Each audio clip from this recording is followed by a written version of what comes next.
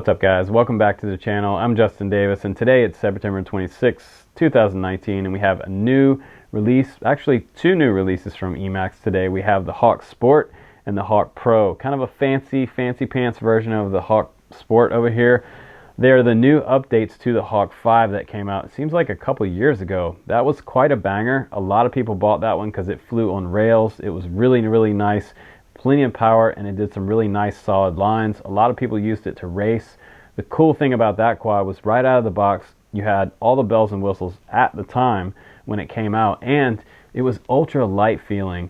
So it was one of the lighter race quads, freestyle quads out there that was bind and fly on the market, and it had that original Magnum on there as well. I believe it might have been the 30x30 Magnum too, but this one has smart audio on here, so we have the updated VTX on both of these power systems as well. We have 4 and 6S options, which is really nice. So depending on the budget friendly version over here, the Sport one's going to be more budget friendly. They have some motors on here that they're calling the Eco Series motors, so economy priced, and you can get those for 2400 kV for a 4S battery. If you're new, start out with the 2400s, put that one in your cart. If you want 6S version of this one, look for the 1700 kV motor version. Same thing with this one on the Pro. You have choice of 4 and 6S power systems. The Pulsars are nice because they have under the motor LEDs that can also change colors in beta flight, and they're responsive to the throttle. The higher your throttle goes, the brighter the lights get as you're racing along. So super cool for the crowds to watch. And also, I have to be honest, I have the EMAX Buzz here, and this was a freestyle beast. You guys saw this review on the channel, and I ripped it, but I actually do prefer a lighter quad for my freestyle adventures, and this is what we have here in comparison to the Buzz. Look how much more narrow this quad is than this. This is just very beastie, and it's supposed to be more durable, which it probably is, but this is lighter, and I feel like this one has more float and a little more forgiveness in some of those bigger maneuvers. I think it's cool that they decided to do a budget-friendly eco version of these motors on here for folks that want a sort of top performance type motor for a cheaper price. There's a lot of companies out there that are selling their sort of budget motor, but how good is the quality on those motors? That's the big thing. But EMAX is known for making some motors that really rip. And a lot of racers use EMAX motors all the way back to those red bottoms. If you guys remember those red bottoms, I still have some of those in my shop, and they still can go out there and rip. 2205 even, back in the day. We have 2306 motors on this one, and I believe these were 2207 on this one. But again, if you want more beastie, go for the Pulsar motors. If you want more of an all-around type quad, get the Sport one. Either way you go, you're going to have a lot of fun with these quads. But let's go ahead outside, let's do some flying, and then we'll come back in, and I'll just give you my final thoughts and opinions on the Sport and the Pro. Here we go, guys. Let's go fly. Alright guys, here we go. Let's fire these quads up, and let's just get the Sport out there first, and I want you guys to see how well this quad does. Low to the ground. This thing is fast, so if you want a race quad, this 4S version of the Hawk Sport, it's good. The punch out's great. There's no vibes on the punch out. Sometimes when you do a full punch out on a quad, you will get some shutter in the camera. I didn't see a lot of prop wash, and I think that's a very good thing. Coming back around from those power loops, no prop wash. I'm just going to go for that one again. Nice low to the ground, plenty of control, plenty of power in these 2400 kV motors. I like that a lot. So you can freestyle or race this quad either way. One thing I thought about the tune on here, it does fly on rails. It's very nimble. It's almost too nimble for racing. You guys that race are probably going to dial these super rates back quite a bit and make it be a little bit softer on the controls, because I felt like it was a little bit loose on the sticks. One thing that I noticed right away with the Hawk Sport, and the same thing on the Hawk Pro. But the punch out is really good. I have plenty of control for those low power loops like this, and I'm just powering through this one back up and around. Never hit a goalpost because it's a bad day when you do. But I'm really liking the way this flies. This reminds me of the Hawk 5 on steroids. Now we're going to go for these big fatty trees. Try to power loop those. A little bit of breakup from that VTX, and I caught this branch. I sheared all of the prop blades off the prop. All 3 prop blades were broken off the prop during that crash. I ate that tree. Took the tree branch off with me.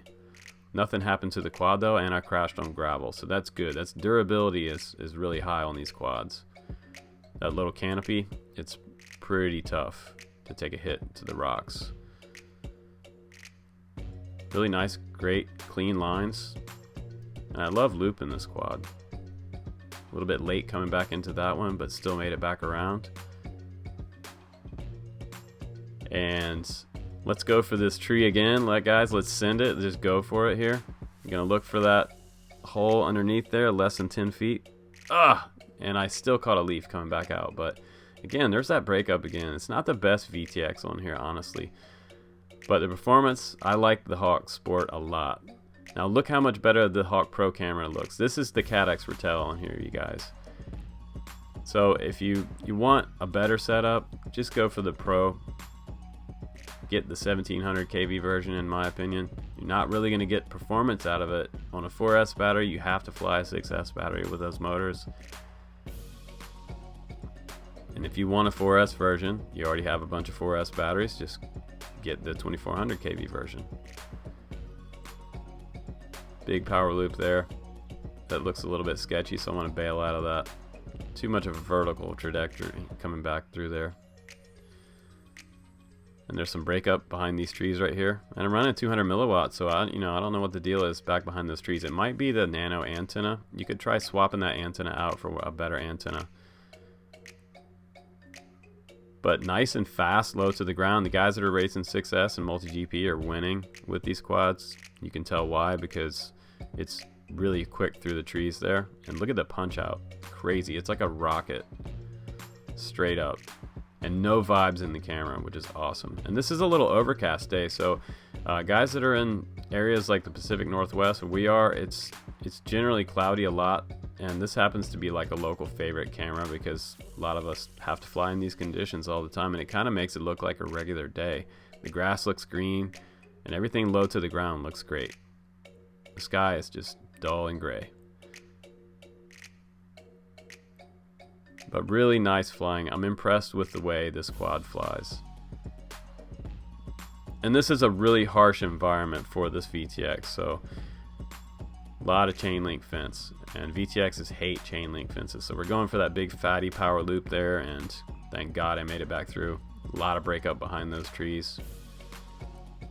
Plenty of control on the yaw.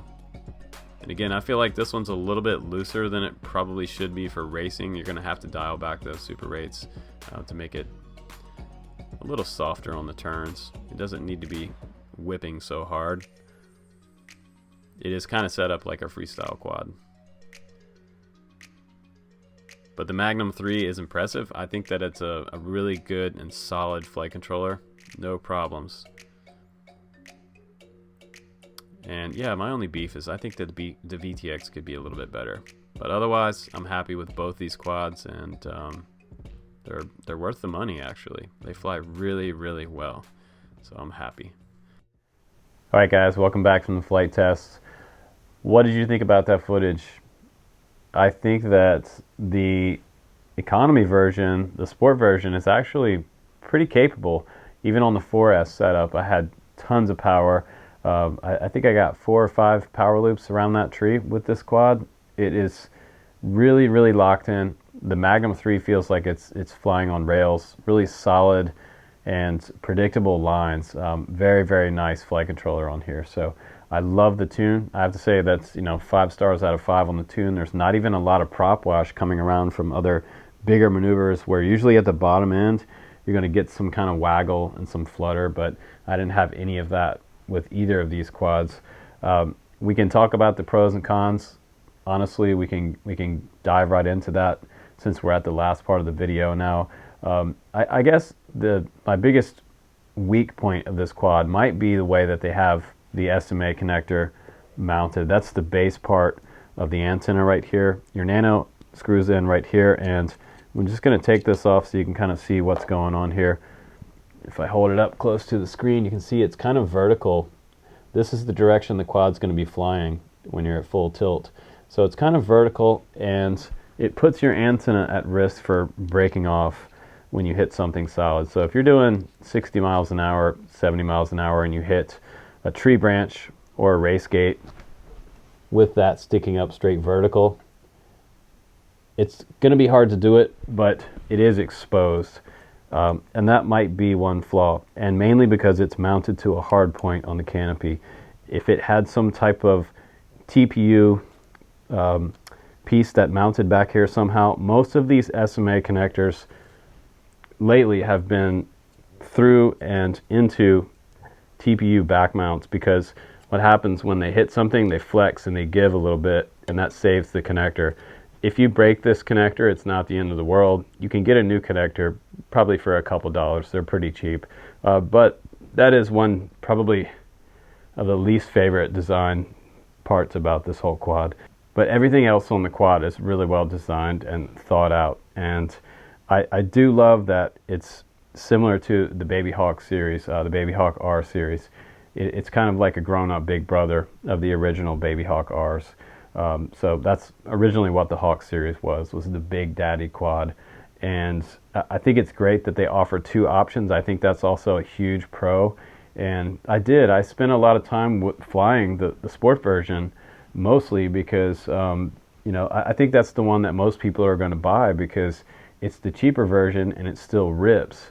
The Pulsar motors are nice, and those are the ones to go for if you, like I said, if you want more torque. This is going to be the one to get, because these motors are super beastie, and their 2306 motors they do feel a little more torquey than your 2207 lower counterpoint type motors. So if you're looking for more power, by all means go for the Pro version. But they both have very similar VTX and stack. They're the same. They can both run 4S or they can both run 6S. So just depends on your power setup. If you wanted to upgrade to those Pulsar motor later with the sport version, you could also buy those later if you felt like you wanted more power. But even running 4S with the Eco motors, I ran through some of the slalom in the trees probably faster than I've gone before out at this field. So I was booking through there, and any mistake up against a tree and you're likely to break the arm on your quad. Definitely going to break some props. So kissing a tree is never fun. It's usually a big hard crash. But durability wise, I have to say that I think these things are going to be super durable. The frames are also identical. That's cool that you can swap back and forth if you needed to. If you bought the Pro later on and you were in a race and you were flying your Pro and you broke one of the arms on your Pro, you could pull your arm off of your Sport and put it on your Pro. So that's kind of cool. I also like that they have smart audio on there, and that's to be given these days. That has to come on most of the quads. It's nice to have that, and at this point we kind of expect it. One other con that I noticed about these quads is that I wished EMAX would put a D16 like an XM Plus type receiver on their quads. I'm not a big fan of this D8 receiver, and it has this sort of it's on this Pro version. It has a single antenna on it. It doesn't have a diversity antennas on here that I see. Yeah, it only has one antenna sticking out the very back, and we talked about this at the field. It might be chopped up at some point because it can reach the prop up here. You don't want to cut the tips off of your antenna receiver. That's not a good idea. So it's not a good thing. So that might be one other con. But durability is high, performance is high on both of these models. The design, I love the design. I think the design is really cool. So whoever designed both of these quads, thumbs up for that, because this is the type of quad that really gets my heart pumping. I love a lightweight, fast quad, and that's what both of these quads are. So I think they have another hit here, and this is honestly a great update to the original Hawk 5. And I think my top score for this, my overall rating, is going to be about we're going to go 4.5 out of 5. There's some things about it that I think could be a little bit better, but that's just me. I think most stuff out there coming out could be a little bit better. But that's the reviewer's job, to be a little bit picky. I am rating it well over 4.0, mainly because they're just great out of the box and they rip. It's another Hawk 5 reborn again. So the old Hawk 5 might be on sale now. You can pick one of those up and still fly it. It's still going to rip and freestyle like a mofo, but these guys right here are definitely where it's at in late 2019. They're the future right now. So going into the spring and next year, I can still see these selling into next spring because there's nothing wrong with these. And if you want a better camera, go for the Pro version also, because I forgot to mention that there is a Caddx Ratel on this one, and the Caddx Ratel happens to be one of my favorite analog FPV cameras out there right now. Definitely a hot setup. So Pro version, 2 thumbs up. I have to mark that one actually a little bit higher, 4.5 stars for the budget version, and the Pro version I'm gonna have to do 4.7 for the Pro version. So Pro version is ultra hot. If you want to spend a little bit of extra money, grab this one and have the ride of your life. So thanks again for hanging out, guys. This has been another review for EMAX USA. I'm Justin Davis. Take care, guys. Have a good weekend. I'll see you on the next one.